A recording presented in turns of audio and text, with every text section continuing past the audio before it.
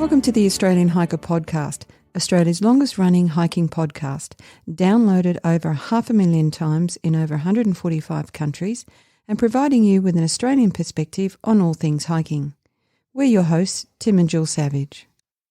In today's episode, episode 204, we catch up with Andrew Groon and Evie O, authors of the book Trip Sydney, 52 Nature Adventures. We hope you enjoy. Before we get into today's episode, if you'd like to help support Australian Hiker and this podcast, there are a couple of ways that you can help us out.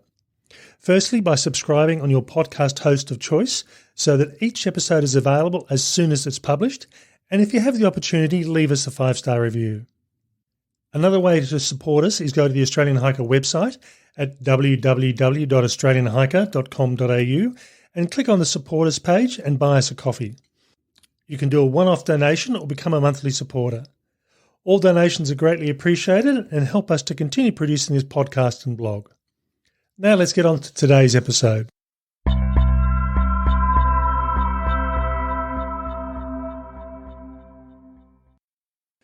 Like most guidebooks, Trip Sydney, 52 Nature Adventures, provides you with the basics you need to do these walking trips, but where it stands out is by not assuming that the participants are keen hikers.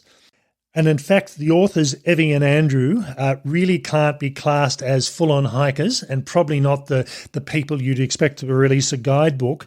But in this case, it's come out as an advantage because they look at this not as a full-on hiking guidebook, but as a way of how to get the average person out to enjoy the city of Sydney. And they've certainly gone through and achieved that.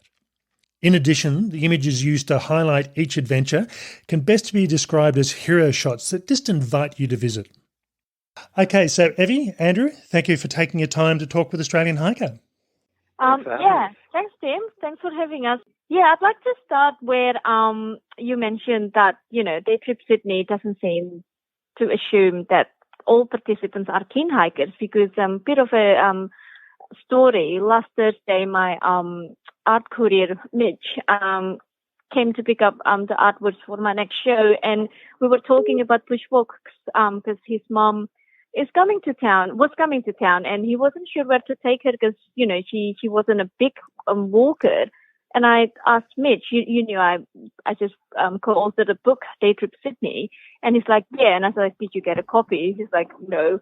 And so I gave him a copy, and he flicked and he said, didn't take you for an authority in this genre. And I said, neither do I. But I guess we kind of have done 52 adventures, which is probably a bit more than what normal people have done. And by normal, I feel like people like us. Okay, now before we go too much into the book itself, I'd just like to get a bit of background on both yourself and Andrew. What's your general background and what's your involvement in hiking? Okay, so I was born in Sydney and I spent a good part of my early life growing up in Kurrajong, where it was kind of great. We had a lot of space and the neighbors kept their horses on our paddocks and stuff. And later on in life, around 20, I moved to Tokyo. And then after that, I moved to London, where I opened a fashion store and a gallery in Berlin. And I started working as an art director for fashion films and music videos, and slowly got into photography. And just before the pandemic started, I moved back to Sydney, luckily. And my relationship with hiking, I think I have more of a relationship with walking, like not necessarily hiking through nature. Until recently, when I travel, I love to walk around cities, never take public transport, and just see the sights in the morning and the night. And since I wrote this book and our next books, I do consider myself a hiker now, I think. Okay. And what about you, Evie? What's your background?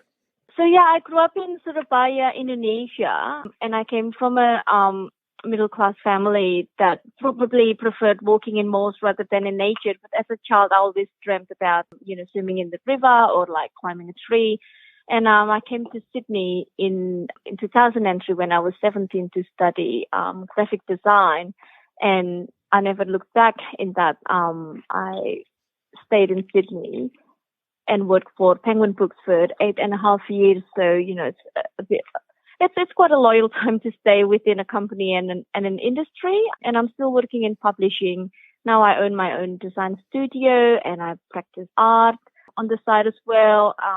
And now I'm writing these books with Andrew.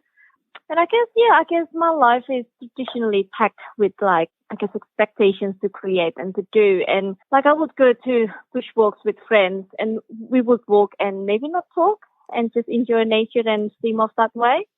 Now let's talk about your book, Day Trip Sydney, 52 Nature Adventures. The book title describes very well what this is about, 52 walking adventures, all within around about 120 kilometres of the city of Sydney, and each able to be done within a single day. Now, why 52, and how did you go about choosing the walks that you have?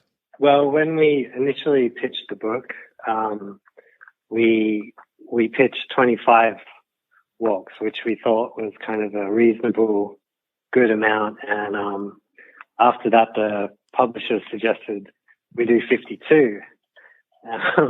And in the beginning, we weren't that pleased about it, but looking at the finished product now, I think it was definitely the right decision. But obviously, it doubled the amount of walks, and 52 bushwalks is a sizable amount. We had more than 52 for sure because Sydney is just full of it, and we kind of have to come up with a criteria, I guess. And that criteria for us was to ensure that each walk have a bit of a reward, whether it's a waterfall or a swimming hole or a simply amazing view. And that's kind of how we were forced ourselves to shortlist our 52, which is actually probably more of a long list. So we found that we could have easily written a day trip 2 or a day trip 3. There are just so many walks to do in Sydney. And just as an aside, when I moved back to Sydney from London, writing the book kind of really, really made me fall in love with the city again and connect with it, because it's just incredible how many beautiful places there are in Sydney. Like in Australia, we're just so lucky. And I obviously everybody listening to this podcast really appreciates it, but I guess I just have a newfound appreciation for the nature that's just literally in our backyard. I think that's the thing that I find quite interesting, and I've had this discussion with previous guidebook authors that I've interviewed, is that we tend to stay within our own sphere of influence. We start off at home, we might drive down the shops, or we'll go to work, we might go to the cinema, but it's all a very small part of, particularly with Sydney, of what is a large city. And for most people who live in Sydney, there's probably 90% of the city that people never visit or go near because it's not their local area. And I think this one thing I like about this book is it's a way of helping people discover what is in their city, even if they hadn't thought about it before. And I totally agree with that. And I also think that the pandemic has forced almost everyone to look at what's in their city, because people, we needed that escape from our computer screens. Yeah, we found the same thing down here in Canberra, that during this last lockdown over the last couple of months, we were limited to the amount of time we could get out during the daytime. And I've never seen so many people out walking than I have over the last few months. I think people have, it's the way people can get out and about and get a bit of fresh air. That's one good thing that gets out of this pandemic, maybe. Well, yeah, we'll see how. So hopefully people will keep up walking. Now, I was going to say, was this your first book / guidebook, and what made you decide to produce a guidebook for the Sydney region? Well, this is definitely our first book, but I work in publishing, so this is probably, in terms of the book I designed, would be on the hundreds. But yes, this is our first book, and it's, I guess, from me personally, it's quite interesting to be on the author side rather than the publisher side, and we find writing very satisfying and hard because, we were not writers in the beginning, but we also found like the idea of living a life as an author is very romantic and idyllic, and we kind of want to do it more. We're actually in the middle of writing Day Trip Book 2, and it'll be called Dog Trip Sydney, 52 Nature Adventures, but for dogs. And the book will have pictures of beautiful nature and just dogs. So will this be walks that that dogs are able to access? Yes. Yeah, and that's probably pretty unique as far as guidebooks concerned. I mean, if in most cases a lot of guidebooks, if they're lucky, they might mention that the area is all accessible to dogs. But as far as I'm aware, there isn't a dog-dedicated walking book, and I think that will go really well. We hope so. And also, as a result of the pandemic, so many people have gotten dogs. It's just everyone's dog crazy. Yeah, I think they're saying that I know a lot of the shelters and things are running out of animals at one stage because people were getting family dogs or cats, which is again a good thing to come out of the pandemic. Yeah. But yeah, we're also planning to do Melbourne, and we're starting to scheme a bit on how we do overseas. Like in my personal view, I'd like Day Trip to be a bit of an avenue or an excuse for me to be away and just walk nature. Okay, now typically when we've done book interviews in the past, there's usually been a single author and often an illustrator. You're both listed as co-authors. So what role did each of you play in the production of this book?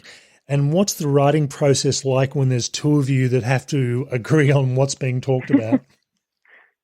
Well, actually, in terms of writing, we're quite a symbiotic team because initially I was terrified of writing a book. I wanted all the other stuff was exciting and great, but then when it came to writing, I was a bit of a baby. But actually, we found out through our symbiotic writing process is that Evie kind of plans out, writes the bones of the trip, and then I flourish it, and then I think it works quite well. Don't you, Evie? Yeah, I think so. I mean, I'm a big reader, but English not being my first language, I find it really hard to express. So, romantic writing is definitely not my genre. I can do strategy writing, but it's quite a unique precedent in that it's very rare that authors, designer, photographer, cartographer are embodied between the one team, and we're lucky that we, I guess, have the necessary skills to do it. And I think, well, I'd like to think that the product is cohesive because it's the two people putting their love into it, and yeah, I hope it shows.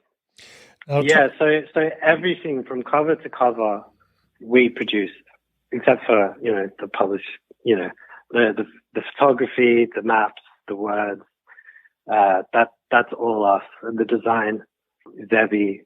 So yeah, as Evie was saying, we're in a really unique and rare position for that to happen. All right, and I believe you're the photographer out of the pair, are you, Andrew?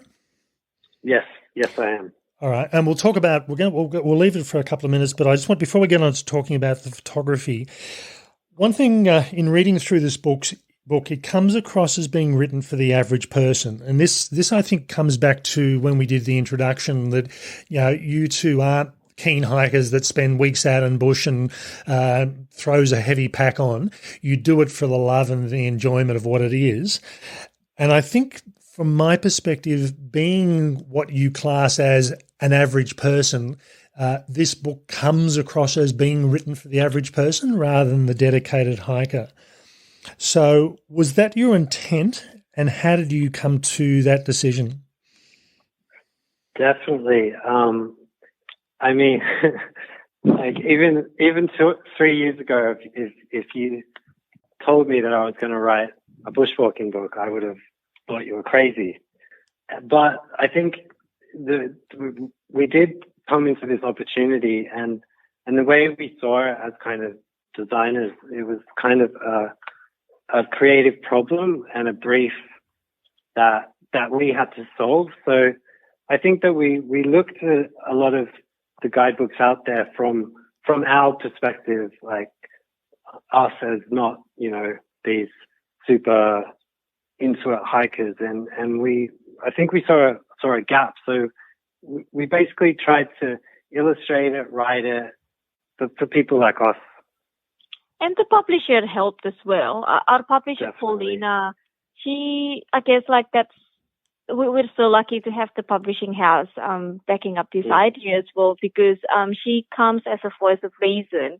A funny example, say in the introduction bit when you talk about, what to prepare and all that. We don't have children. We've got a dog, and we talk immensely about, what to prepare to bring a dog on your adventure. And we didn't write about children. Of course, we should have written about them as well. So, and, like Paulina played quite an important role in making sure that the guidebook is actually guiding. She calls it, make it easy to them so they don't have to think of anything. And she made us, note down where the toilets, cafes, picnic spots and all that, because she's right. That helps our audience to have a good day by us working hard to, just spotting where the necessary things are. And they would not come, go to a day trip not knowing there would be a cafe, and, they can pack their lunch. All those little things do add up in making a good day trip, because, Tim, if we tell you half of the stories we did these day trips, we would either get lost or we would not bring enough water, like all these little things we've experienced them. Bring enough water. We're not bad in there. I mean, we're pretty silly. But yeah. No, but often we try and go and do a bushwalk, but we'd miss it, and then we'd end up discovering something new and better than the walk we were going to do. True, we did find a river, an unnamed river, creek. Yeah, that's always the way. And I suppose that leads into the next question then, or the next comment is, you've provided a good batch of details, and I think one of the key things about this book is the key at the front, where you've got the walk, you've got things like distances, you talk about whether they're moderate or hard, but you've got that little key that talks about, are there cafes, are there picnic areas, are the walks suitable for children or dogs? So you said that your publisher helped you with that one, but where do you draw the line? Because there's probably so much information you can include. Where do you manage to draw the line on what you do and don't include? It's hard to say, because I felt like we've over-included things. If there were 4 cafes, we put them on the map. Yeah. And our publisher made sure that we did that. They were very strict.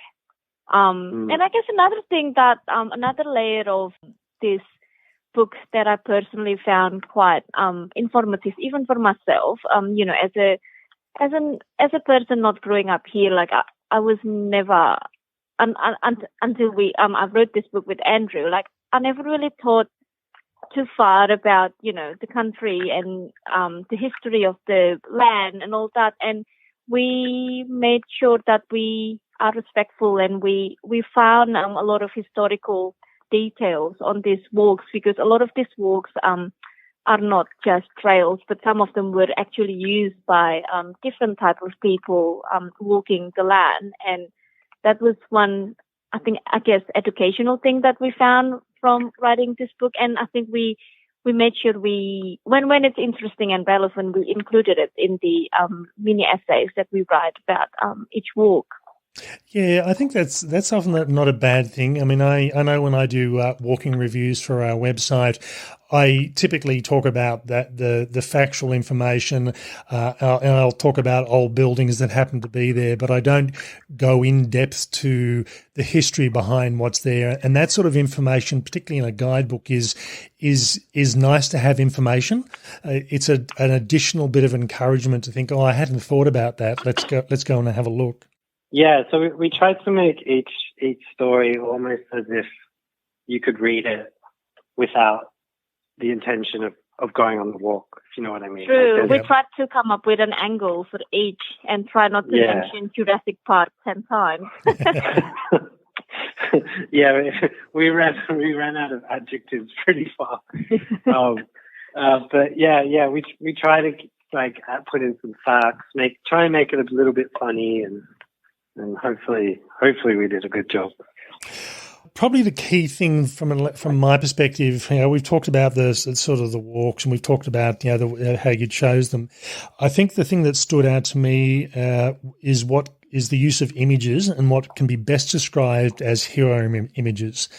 The quality of the photos from my perspective is probably way above what I would expect out of a guidebook, and to the point where, while I'm familiar with a lot of the longer walks in Sydney, the little short walks I'm not too familiar with.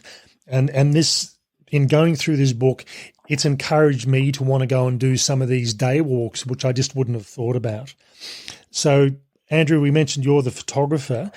Was choosing the images a hard choice, or was this a group decision, or did you say this is what I suggest and Evie and the publisher sort of agreed, or how did that work? Well, I think it was about 20,000 photos. Oh, God. In total. So, obviously not all of them were usable, so you have to kind of cut that down. But yeah, it was a lot of going through my editing software and use 3-star in the best images, and then we kind of, you whittle them down even more, and then in the end there's usually about 10 really great photos for each trip. And then unfortunately some of the best photos aren't always relevant, so you kind of have to, with Evie and I had our conversation, also with Paulina, we have to put in the right one which is most relevant to the walk. But also in saying how each trip we wanted to have a payoff, from a photography perspective, that really works in your favor as well, because there's always a hero image at the end of each walk. And I think that even to the point of view, the image on your front cover and the textured front cover that they use, it almost makes the image stand out to be almost a bit of a 3D image. You can feel the texture on the front cover, and it actually feels like rippling water. So it's that was the.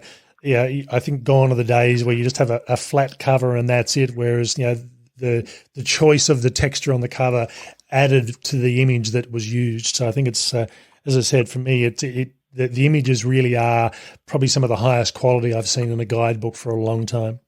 Evie's an amazing book designer, so we definitely got the best treatment for the design.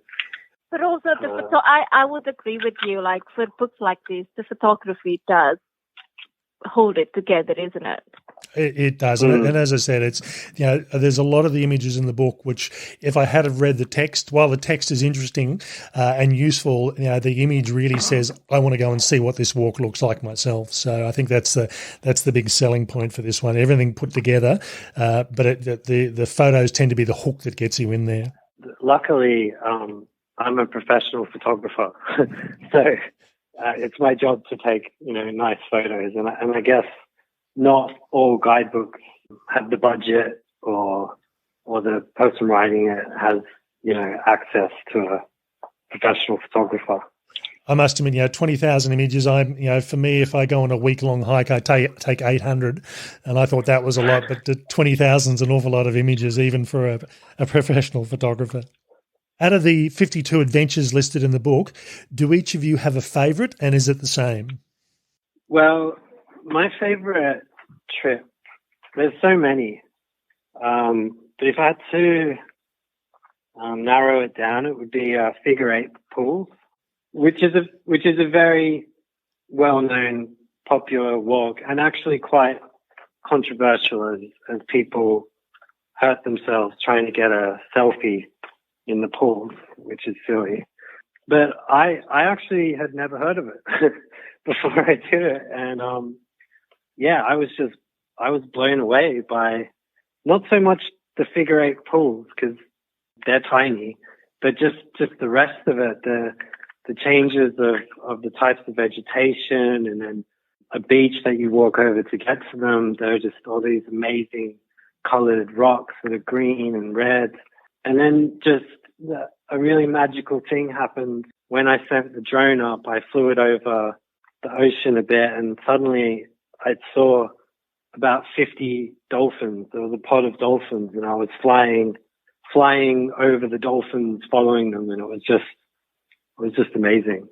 Yeah, I think I must admit I do own a drone. I don't use it a lot, but every so often you get something like that just justifies you having one and having it in the air rather than just taking a photo of yourself from 10 meters up or 20 meters up. So what about you, Evie? What's your favorite walk or favorite adventure out of these 52? I can't decide. I'm flipping between two, but I think I'm going to talk about this one today. The other one is Clover Hill Trail down in Robertson, south of Sydney, and it's amazing because there's no trail and there are 4 amazing waterfalls. You have to see it yourself. But today I think I'm going to talk about the Santa track in Medlow Park behind the Giant Hotel. What is it called? Hydro Majestic. Hydro Majestic, and we came across this information because we were in the mountains doing the mountain walks, and I was just reading and found that there is this track, and it was so hard to find information about this walk. We just decided to go there and actually, remap the walk a bit, and it's really amazing because you can see, traces of the hydro recreation spots that they've built. But also what was amazing was the nature was very untouched, and we got lost a bit, not in a scary way, but we discovered so many just big open caves and a little coliseum and just beautiful, beautiful untouched nature, just I guess behind a highway in Blue Mountain. Yeah. I had my Indiana Jones moment. I think that's often the thing. Sometimes you have an expectation. So things like the figure of eight pool, you have an expectation of what it will look like, and whether it matches up to that is a different issue. But sometimes it's those walks that surprise you that you aren't necessarily expecting something spectacular, and you get really surprised when you just find it an amazing walk and something you haven't realised that was there. Yeah, it's an amazing feeling when you spot something completely unexpected, and totally agree with you. All right, now the final question I was going to ask you, and to some extent we've already covered this, was do you have another book in the horizon? And it sounds like, as you said, you've already got the next version of this book starting already. When do you have an indication of when that one's likely to be out? I'd say end of next year. I think, publishers like to time it with 2 things, Christmas and summer. So I think expect something in second part of 2022, I'd say. Okay, so we've been talking with authors Evie O and Andrew Gruen about Day Trip Sydney 52 Nature Hiking Adventures book. Andrew and Evie, thank you for taking your time to talk with us. Thanks for having us. Thank you.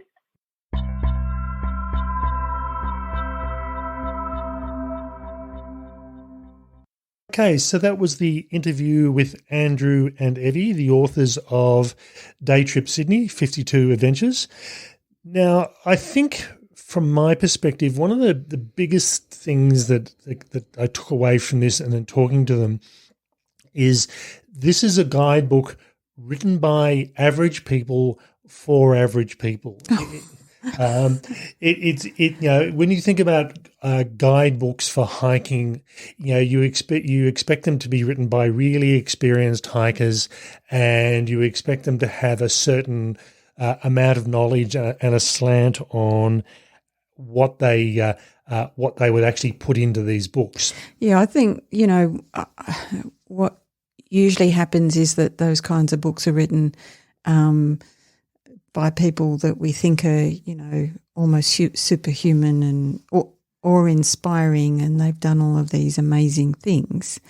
So, a book that's by walkers for walkers, I think, they describe themselves as walkers, and I think that's the strength of the book. And you also mentioned the images were just amazing.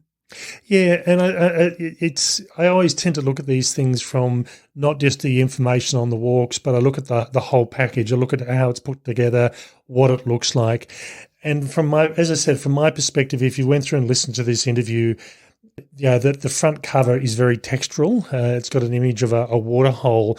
But just because it's got that textural sort of front cover, it actually feels like the water's rippling. And it's just, that's something that's going to encourage you to pick this thing up if you saw it in a bookstore.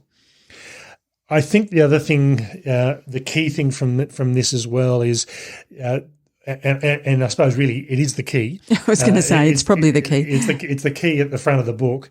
But you can look at this key, and it has, is this, the distance of the walk? Is it a hard walk? Is it an easy walk? And again, this is done from a perspective of the average person, not from the super fit hikers. And I have seen some guidebooks in Australia that, what's considered hard is hard by someone who is super fit and been hiking for years. But in this case, it's written for the average person. And I had somebody recently say to me they did one of the walks that we'd classed in a particular way, and they said, "Oh, I found it was really easy." And I'm thinking, well, we're pitching it to a different group of people, not somebody who gets out all the time. And I think, again, that's what this book is about. And, the additional information in the keys. So, are there cafes there? Are there picnic areas? Are there toilets? And that's particularly important. In the city, it's hard to find a tree, isn't it? Not everyone necessarily wants to go behind a bush and squat to do their business. So, this it's a bit antisocial in the city. It is, yeah. So I think in that respect, they've given the information that's as enough to get people out there, to encourage people to do these walks. And as Jill mentioned, the images can best be described as hero images. Andrew's a professional photographer, and it shows. You look at some of these images on this and think, geez, I'd love to be able to take photos like this. It's almost a hybrid between a guidebook and a coffee table book. There's not enough images to be a coffee table book, but they're not big enough. They're not big enough, yeah. The images, from my perspective as a keen hiker, I was aware of some of these walks. A lot of them I wasn't. And it's encouraged me to want to go and do some of these walks that I just wasn't aware of. Yeah, we didn't ask how many photos he took to get the ones that he has. So they are great photos, but I bet there's a whole lot that didn't make it. Well, he did actually mention that in the interview, and he took about 20,000 photos. 20,000. So that's a lot of photos for anybody, even a keen photographer. But it shows, because some of the images, and in fact most of the images, really are hero images, is just the best way to describe them. So as I said, from my perspective, this book is aimed for the average person.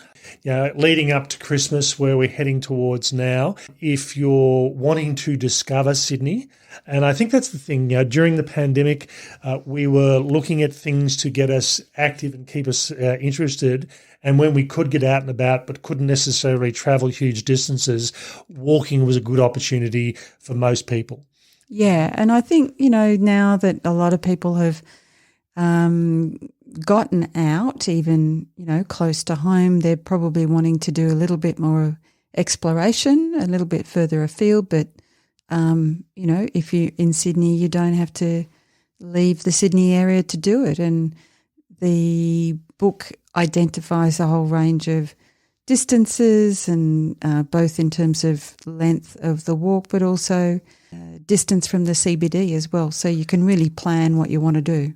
Yeah, I'm going through the same process in Canberra at the moment. I'm looking for walks further and further away from the city, and I've got to try and work out what is a comfortable drive that will marry in with a walk of a particular distance that will allow me to get there and back in a single day.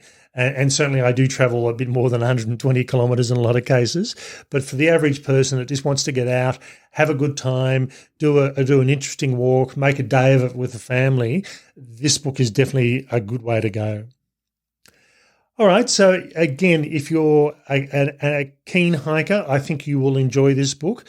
But also for people that are not really what you'd class as keen hikers, but just want to get out and explore the city of Sydney, this is definitely the book for that. Okay, we hope you've enjoyed this episode and the interview with Andrew and Evie. And if you get an opportunity, have a look at the written book review, which shows some of the images. That'll help sort of provide a bit more information and a bit more visual information about what we've been talking about. That's all for me. Bye for now. And bye from me.